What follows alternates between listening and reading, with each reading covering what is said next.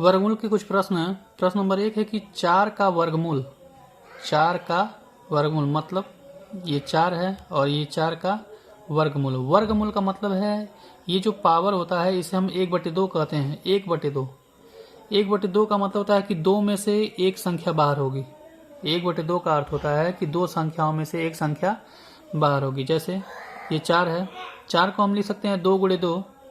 और देखिए ये 2 संख्या हैं, 2 में से एक ही संख्या हमको बाहर लेना है। इस करड़ी का जो रूल है, ये रूल ये है कि 2 संख्याओं में से एक संख्या ही हमको बाहर लेना है, क्योंकि इसका जो पावर होता है वो 1/2 होता है। ये जो पावर है इसका मतलब होता है 1/2। 1/2 का रूल होता है कि 2 संख्याओं में से एक ही संख्या हमको बाहर लेना है।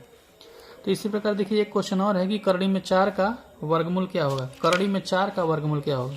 तो ये देखिए करड़ी में 4 पहले से ही है और इसका हम वर्गमूल लेंगे। ऐसे देखिए एक करड़ी में 4 है और इस करड़ी में 4 का हम वर्गमूल ले रहे हैं।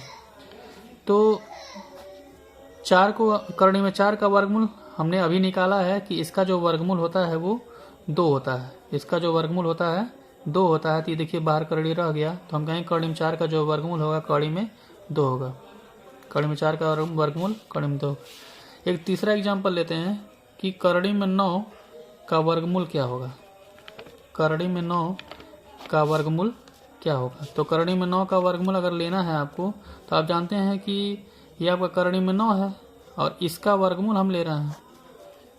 तो ये देखिए बाहर वाला करड़ी है और ये 9 अंदर वाला करड़ी है। तो 9 को लिख सकते हैं 3 × 3। 9 को लिख सकते हैं 3 × 3। 9 को जो हम लिख सकते हैं 3 × 3। ये देखिए ये करड़ी में 9 है और करड़ी में 9 का ये वर्गमूल है। तो 9 को लिख सकते हैं 3 × 3। 2 3 में से एक 3 बाहर ले लेंगे।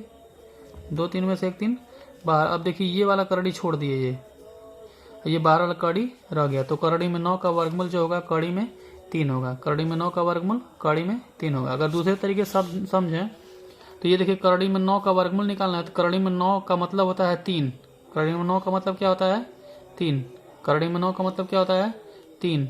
और फिर 3 का वर्गमूल लेंगे तो 3 का वर्गमूल ये होगा। 3 का जो वर्गमूल होगा ये होगा। तो इस हिसाब से हम और भी संख्याओं का वर्गमूल ले सकते हैं। यदि कहीं लिखा हो कि करड़ी में 25 का वर्गमूल, करड़ी में 25 का वर्गमूल, तो करड़ी में 25 का वर्गमूल का मतलब है, करड़ी में 25 का मतलब होता है कि 5। भाई करड़ी में 25 का मतलब 5, क्योंकि करड़ी में ये 25 लिखा है तो 5 × 5 है। तो 5 में से एक 5 बाहर निकल गया। अब 5 का वर्गमूल अगर लिखना होगा तो कहेंगे यही होगा, ये 5 का वर्गमूल है, यही उत्तर होगा।